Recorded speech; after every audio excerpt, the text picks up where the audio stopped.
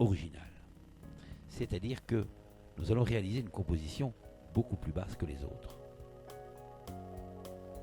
Le travail est le même au niveau du moussage. Toujours ajuster le plus précisément possible la longueur de la mousse à l'intérieur du contenant. Éviter qu'il y ait une pression verticale sur la mousse. Et surtout, réhydrater l'ensemble lorsque la composition est terminée afin que l'eau prenne la place de l'air qui aurait pu se loger entre les tiges et la mousse. La Benoît met du brillant pour feuille sur une première feuille d'aspidistra. Et puis, à l'aide d'un chiffon, il va supprimer toutes les taches de calcaire et de poussière. Le produit étant sur le chiffon, il va éviter de remettre de la bombe. Ça suffira pour faire une bonne dizaine de feuilles. Et puis, premier travail, fabriquer des cavaliers à l'aide de fils de fer qui sont coupés d'environ 10 cm en longueur, coupés à l'aide du coupe-boulon.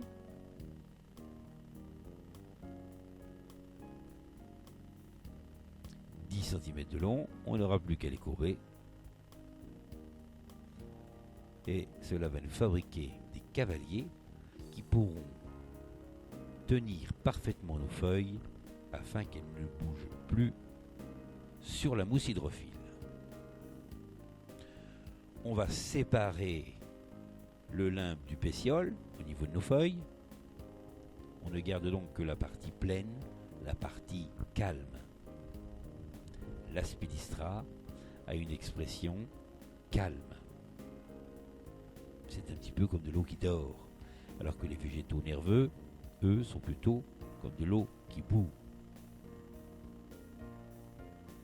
Donc l'opposition des végétaux calmes et des végétaux nerveux forme une sorte d'équilibre indispensable pour la lisibilité des produits et également la complémentarité de leur expression.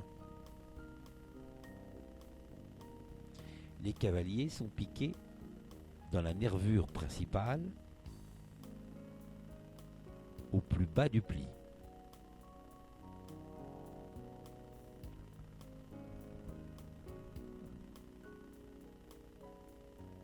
Les courbes fabriquent de l'élégance. Dès que nous avons des courbes, on dit que c'est une disposition très féminine, très romantique, qui a beaucoup d'élégance.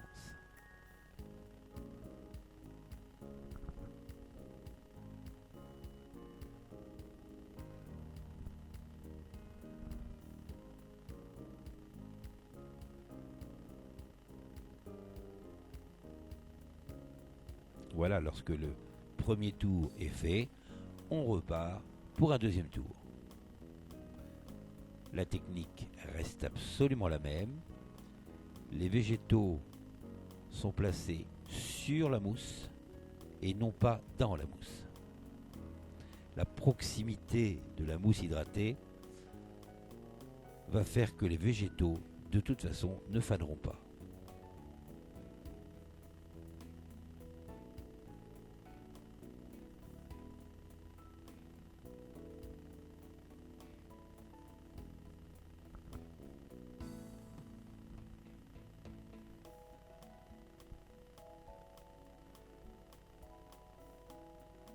Voilà, on voit que la répétition donne de la force à l'ensemble et de l'intérêt au travail. Maintenant, on commence à passer au fleurissement, notamment avec des boutons de lys. Les lys qui sont fermés, sont pointus, vont nous aider à donner de la profondeur et surtout du relief.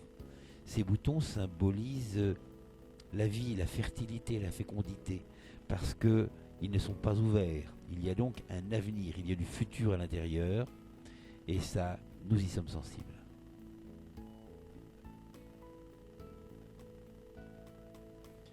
Tous ces boutons sont travaillés à des hauteurs différentes. Les grosseurs sont différentes, les hauteurs sont différentes, comme dans la nature. Mais l'ensemble reste quand même inclus dans une même hauteur. Si on a décidé qu'on ne dépasserait pas 10 centimètres au-dessus du contenant, rien ne dépassera.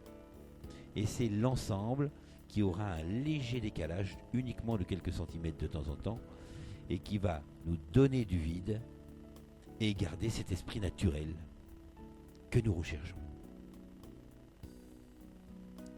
La rose, toujours présente, la rose est le produit le plus vendu. 60% des fleurs coupées vendues en France sont des roses. Elles sont donc incontournables et c'est pourquoi on les retrouve dans pratiquement toutes nos compositions et tous nos bouquets.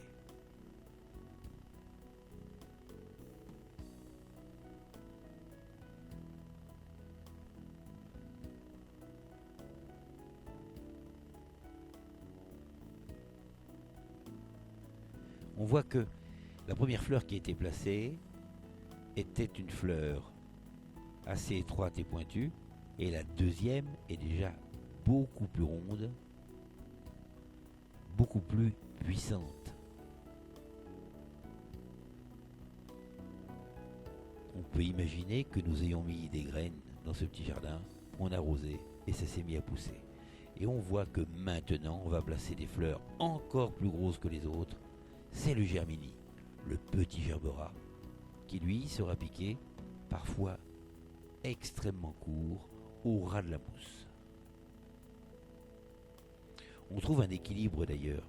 On dit que la force visuelle du gerbera est égale à la force visuelle d'un bouton de lys, plus la force visuelle d'une rose. C'est aussi la règle d'or. La Benoît place des petits fils de fer à l'intérieur des tiges pour pouvoir diriger facilement les gerberas. On peut les placer bien sûr à l'intérieur ou à l'extérieur. Là on a piqué le calice, on est rentré à l'intérieur, mais nous sommes restés à l'extérieur de la tige. La tige qui elle aussi a été coupée en biseau à l'aide d'un couteau.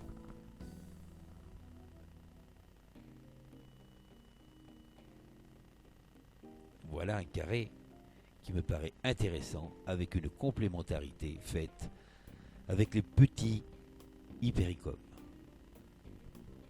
Les petits hypéricomes qui symbolisent là aussi des boutons. Il est indispensable de trouver dans nos compositions florales tous les éléments de différentes grosseurs. Mais par contre, il est utile de garder une lisibilité à l'ensemble. Il faut que l'œil puisse distinguer tous les produits. Là, on voit Benoît qui remet du poivre noir à l'intérieur de notre petit jardin. Et on peut constater que tous les produits qui ont été travaillés, eh bien, on peut les distinguer et les reconnaître extrêmement facilement. Donc, attention, ce n'est pas n'importe quoi, ce n'est pas du bazar, ce n'est pas du fouillis. Il y a une lisibilité dans le produit. Et là, pour apporter un tout petit peu de légèreté à l'ensemble, eh bien, les branches de poivre ont été récupérées et vont être piquées à la verticale par petits groupes, mais pratiquement tous à la même hauteur, d'une manière relativement homogène sur tout l'ensemble, ce qui va lier les branches et les fruits noirs.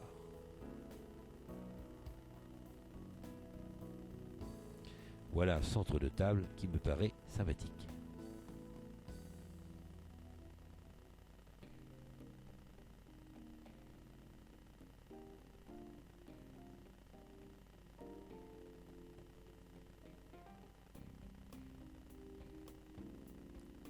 Les extrémités des tiges sont recoupées afin que le travail paraisse parfaitement propre. On imagine une telle composition sur une table où l'on va manger. Il nous est interdit d'avoir des morceaux de bois mâchés, un peu secs, ou voire même des fleurs tachées.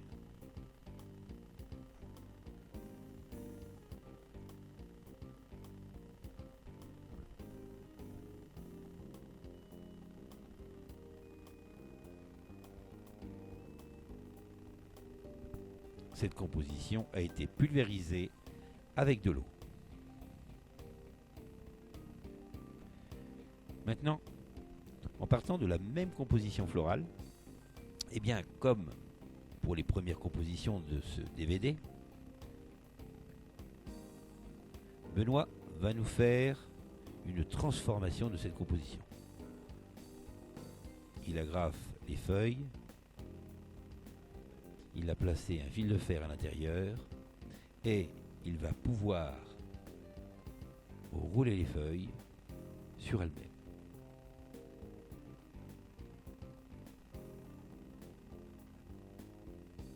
Le démarrage est un peu délicat, mais le résultat est très satisfaisant. On sait que les agrafes, on les utilise de plus en plus dans la mesure où on ne les verra pas. Elles vont disparaître en totalité dans la composition florale.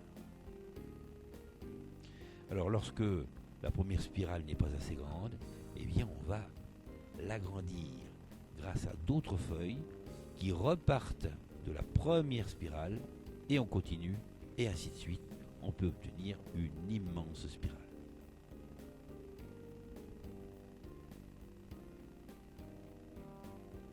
Le fil de fer qui est à l'intérieur nous aide à maintenir le rond et va éviter qu'elle se déploie.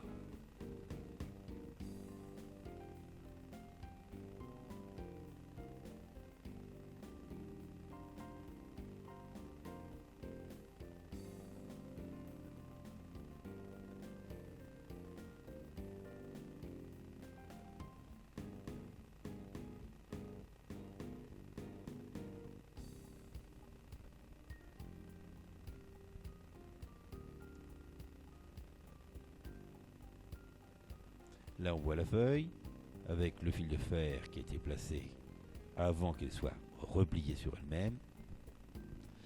Un fil de fer piqué dans la mousse et on va tourner. Maintenant que l'axe a été fabriqué, c'est beaucoup plus facile. Il est beaucoup plus facile de la refaire sur la mousse que de l'avoir dans la main parce qu'au bout d'un moment, c'est difficile à maîtriser.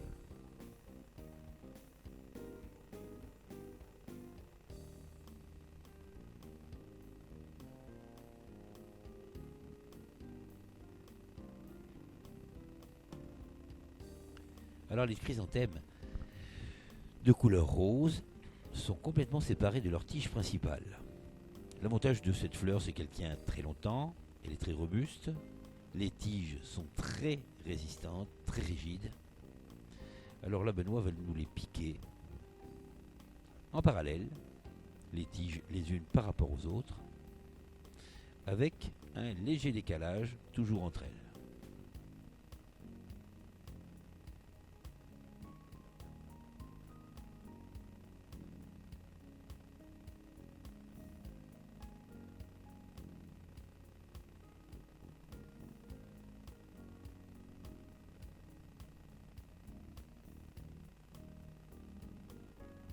Le travail va se répéter, toujours avec la même famille, car dans ce genre de travail, il est important de travailler, comme on l'a déjà vu d'ailleurs dans d'autres DVD, par famille. C'est-à-dire que toutes les feuilles d'Aspidistra ont été placées, ensuite on va placer tous les chrysanthèmes. Lorsque tous les chrysanthèmes ont été placés, eh bien on pourra passer à une autre famille et ainsi de suite. Et ceci est valable pour de nombreuses compositions florales.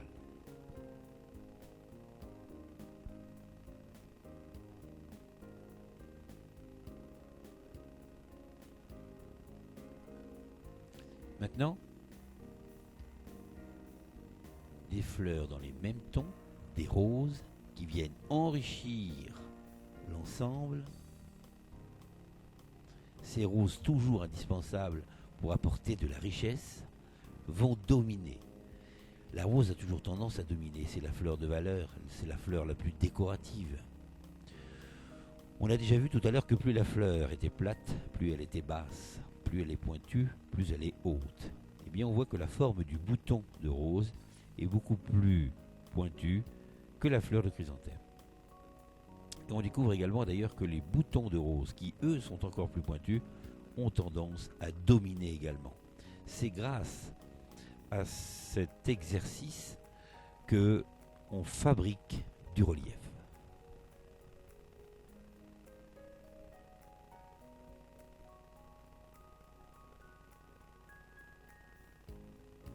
Là aussi, on va donc placer les roses un peu partout, sur toute la surface. Lorsque les roses seront terminées, on pourra passer à une autre variété. Mais on regarde à chaque fois qu'on a terminé une famille si nous avons un équilibre, si la forme géométrique est bien respectée. Mais toujours avec une disposition qui soit la plus naturelle possible. Maintenant, une fleur qui est plate, nerveuse, très romantique, l'aquilée rose. Là également, nous avons une unité dans la couleur, une différence de ton, mais une unité dans la couleur.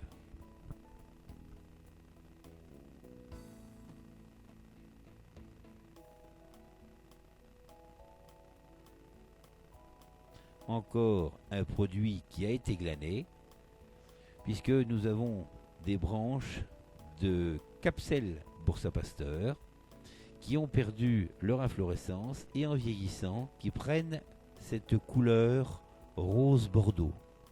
Intéressant toute cette nature parce qu'elle permet de faire la différence avec le fleuriste qui ne vend que des fleurs nobles et toujours les mêmes fleurs. Les produits de glanage nous permettent d'enrichir nos compositions et nos bouquets. L'hortensia. L'hydrangea est une fleur